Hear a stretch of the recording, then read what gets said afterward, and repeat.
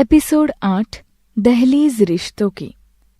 रुद्र अंजलि को बता देता है उसकी शादी से पहले एक गर्लफ्रेंड थी और उसकी कार से रुद्र के पापा का एक्सीडेंट हुआ था और अपनी गर्लफ्रेंड को बचाने के लिए ही उसने अपने पापा की बात मानकर अंजलि से ना चाहते हुए भी शादी की थी।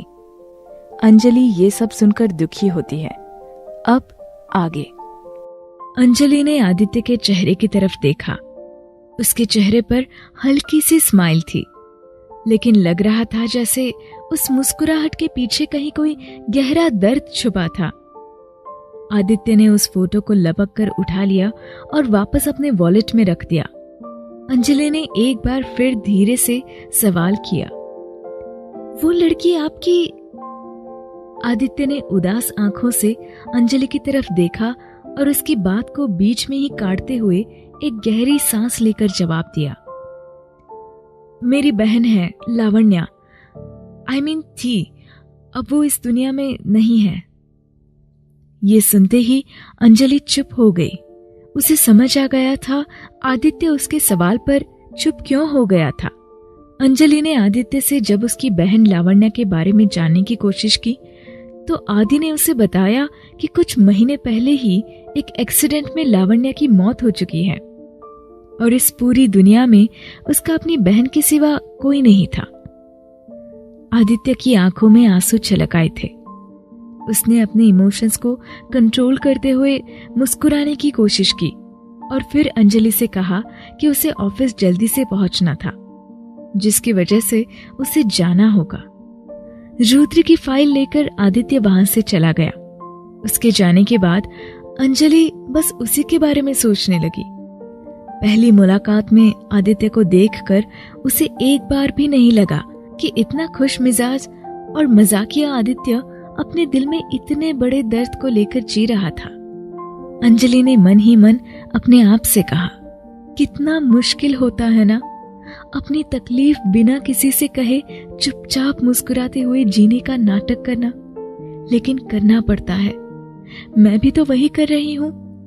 अंश की खुशी के लिए चुप हूँ, ये जानते हुए भी कि रुद्र मुझे पसंद नहीं करते। अंजलि ने अपनी आंखों में उतर आए आंसुओं के सैलाब को थाम लिया और अपने घर के कामों में बिजी हो गई। इशिका और अंश के स्कूल से लौट कर आने के बाद अंजलि उनके साथ वक्त बिताने में बिजी हो गई। रह रहकर आदित्य का ख्याल आ रहा था और अंजलि अपने आप को उसके ख्यालों से दूर रखने में नाकामयाब सा महसूस कर रही थी। शाम को रुद्र के घर आने के बाद अंजलि और रुद्र के बीच हर दिन की तरह हल्की फुल्की बातचीत हुई।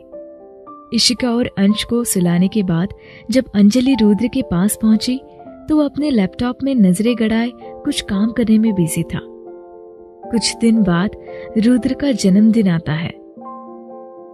अंजलि हर बार उसके जन्मदिन पर उसके लिए कुछ स्पेशल करने की कोशिश भी करती थी, लेकिन ऐसा कभी नहीं हुआ जब रुद्र ने उसके किसी सरप्राइज पर उसकी तारीफ की हो या फिर उसके दिए हुए किसी गिफ्ट को लेकर खुशी जताई हो। रुद्र का रिएक्शन हमेशा ही फीका सा रहता था, लेकिन अंजलि ने कभी अपनी तरफ से कोशिश करना बंद नहीं किया और इस बार भी वो रुद्र की खुशी के लिए कुछ करना चाहती थी।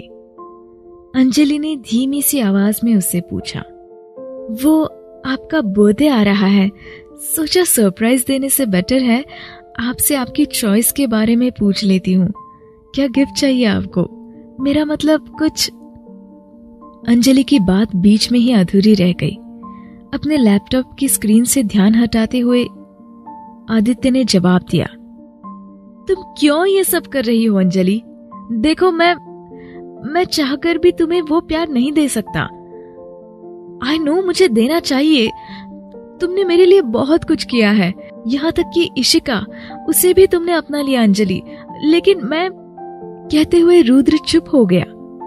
अंजलि लगातार उसके चेहरे की तरफ देख रही थी। आज एक बार फिर से उसे इस बात का एहसास हो रहा था, वो रुद्र की पत्नी भले ही थी, लेकिन उसकी पसंद नहीं। रुद्र के पापा की जान बचाने के बदले रुद्र उसे पति के रूप में मिल तो गया था, लेकिन वो कभी उसका प्यार उस तरह से नहीं पा सकी जिस तरह के सपने उसने अपनी शादी से पहले देखे थे। लेकिन आज न जाने क्यों अंजलि के सब्र का बांध टूट सा गया। उसने बहुत कोशिश की अपने जज्बातों को काबू करने की, लेकिन उसके अंदर का दर्द आज बाहर आने को मचल पड़ा। अंजलि ने रुद्र से पूछा, जानती हूं रुद्र, आप मुझे कभी प्यार नहीं करेंगे, लेकिन बरसों से एक सवाल मेरे दिल में था। अगर ऐसा ही था तो क्यों आपने मुझसे शादी करने से मना नहीं किया? क्यों आपने अपने पापा को नहीं कहा? क्यों रुद्र, आखिर ऐसे भी क्या मजबूरी थी? अंजलि के सवाल पर लैपटॉप पर काम करते रुद्र के हाथ अचानक से रुक गए। वो अपनी जगह से उठकर खड़ा हो गया। सामने बियर की बोतल से एक पैग बनाने के बाद उसने एक ही घूंट में उसे अपने गले से उतार लिया। रुद्र के चेहरे से ऐसा लग रहा था जैसे कोई बेहद गहरा जख्म जो उसके दिल में नासूर बन चुका था, उसे अंजलि ने कुरेद दिया था। उसे उम्मीद नहीं थी अंजलि कभी ये सवाल उससे पूछ बैठेगी, लेकिन रुद्र को आज लगा कि जो सच पिछले 7 साल से उन दोनों के बीच था, जिसे अंजलि नहीं जानती थी और रुद्र की जिंदगी का सबसे बड़ा दर्द बन चुका था, उसे आज अंजलि को बता देना चाहिए। रुद्र ने आज वो बात अंजलि के रूबरू रखने के लिए खुद को तैयार कर लिया था। वो जानता था ये बात सुनने के बाद अंजलि को तकलीफ होगी, लेकिन वो जानता था उसकी रुद्र का प्यार पाने के लिए की जाने वाली कोशिशों के बाद जो तकलीफ उसे होती थी, शायद वो हमेशा के लिए खत्म हो जाए। यही सोचकर रुद्र ने अंजलि के पास बैठकर उससे कहा, उस रात जब हॉस्पिटल में पापा ने मुझसे कहा कि मैं तुमसे शादी कर लूं, तो मैंने उन्हें समझाने की कोशिश की थी अंजलि। मैंने उन्हें कहा था मैं किसी से प्यार करता हूं। रुद्र के ये कहते ही अंजलि ने हैरान होकर उसके चेहरे की तरफ देखा। इतना बड़ा सच वो नहीं जानती थी, लेकिन अंजलि ने ये सोचकर अपने दिल को समझा लिया कि अगर रुद्र किसी को पसंद करता भी था तो इसमें गलत क्या था। उसने बस धीरे से रुद्र से पूछा, आपने कभी बताया नहीं कि आप? रुद्र ने उसकी बात काटते हुए कहा, क्या बताता तुम्हें? ये बताता कि जिस गाड़ी से पापा का एक्सीडेंट हुआ वो गाड़ी मेरी गर्लफ्रेंड चला रही थी? क्या बताता तुम्हें अंजलि कि तुमने जब पापा को उस कार नंबर को दे दिया तो उन्होंने पता कर लिया था वो कार मेरी गर्लफ्रेंड की थी और उसे बचाने के लिए मुझे तुमसे शादी करने का ऑफर दिया गया। अंजलि हैरान सी रुद्र की बातों को सुन रही थी। उसे अपने कानों पर भरोसा नहीं हो रहा था। उसकी आंखों से आंसू आने लगे। उसने रुद्र से पूछा कि क्या रुद्र के पापा ने उसकी शादी सिर्फ इसलिए रुद्र से करवाई ताकि रुद्र अपनी गर्लफ्रेंड को बचा सके? अंजलि ने कहा, क्या सच में रुद्र के पापा ने अपने बेटे के साथ सौदा किया था? अंजलि के सवालों के जवाब में रुद्र ने उसे बताया, नहीं अंजलि, पापा तुम्हें पसंद करते थे और जिस रात उनका एक्सीडेंट हुआ मेरी गर्लफ्रेंड एक पार्टी से लौट रही थी। उसने ड्रिंक किया हुआ था और पापा मेरी शादी किसी अच्छी लड़की, तुम्हारे जैसी लड़की से करवाना चाहते थे। बाहर तेज हवा की वजह से खिड़की का पर्दा हिलने लगा। तेज बारिश और तूफान से अचानक से चंडीगढ़ शहर को अपने आगोश में घेर लिया। खिड़की के पल्ले तेज हवा से खड़खड़ाने लगे। अंजलि ने जल्दी से कमरे की खिड़की को बंद कर दिया, लेकिन आज उसके दिल के अंदर जो तूफान था उसकी रफ्तार बहुत तेज थी। लगा जैसे एक ही पल में उसके दिल के अंदर के अरमान बिखर गए थे। सारी उम्मीदें और सारे ख्वाब एक ही पल में चकनाचूर हो गए। अब उसके पास रुद्र से बात करने के लिए कुछ नहीं बचा। वो चुपचाप वहां से उठकर बाहर आने लगी। रुद्र ने उसे रोकने की कोशिश भी की, लेकिन अंजलि बिना कुछ कहे अपने घर के बाहर बने बड़े से गार्डन में आकर खड़ी हो गई। रुद्र ने भी उसे जाने दिया। रात के उस सन्नाटे में अंजलि गार्डन में अकेले खड़े होकर भीग रही थी।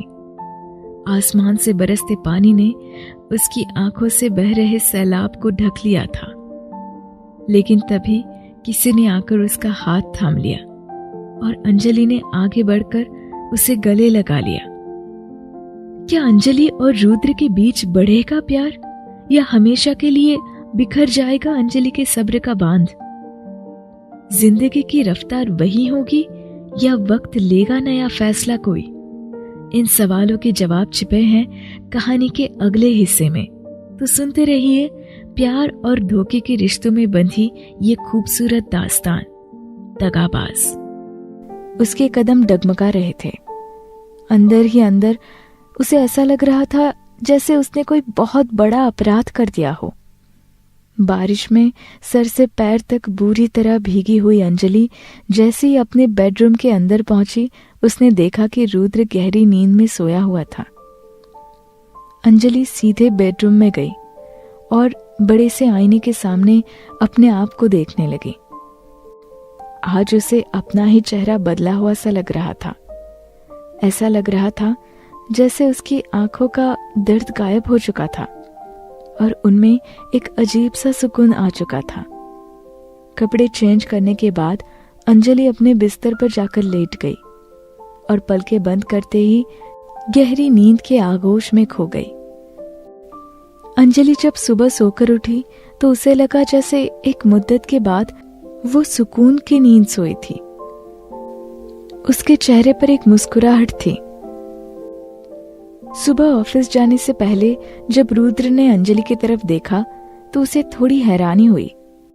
बीती रात रुद्र और अंजलि के बीच हुई बातचीत के बाद से रुद्र को लग रहा था शायद अंजलि अपसेट हो गई होगी, लेकिन उसके चेहरे पर मुस्कुराहट और एक अलग सी चमक देखकर रुद्र को कुछ समझ नहीं आ रहा था। ब्रेकफास्ट के टेबल पर भी अंजलि और रुद्र के बीच कोई बातचीत नहीं हुई। ब्रेकफास्ट खत्म करने के बाद रुद्र ने अपनी जगह से उठते हुए कहा, मैं ऑफिस जा रहा हूँ, दोनों बच्चों को स्कूल भी छोड़ दूंगा। अच्छा एक काम करना अंजलि, मेरी अलमारी में ऑफिस के कुछ जरूरी डॉक्यूमेंट बिखरे हुए हैं, अगर टाइम मिले तो प्लीज उसे ठीक कर देना। कुछ जरूरी पेपर ढूंढ रहा था लेकिन वो मिल नहीं रहे हैं। अंजलि ने अपनी गर्दन हिलाकर रुद्र के सवाल का जवाब हाँ में दिया और उसके बाद अपने घर के कामों में बिजी हो गई।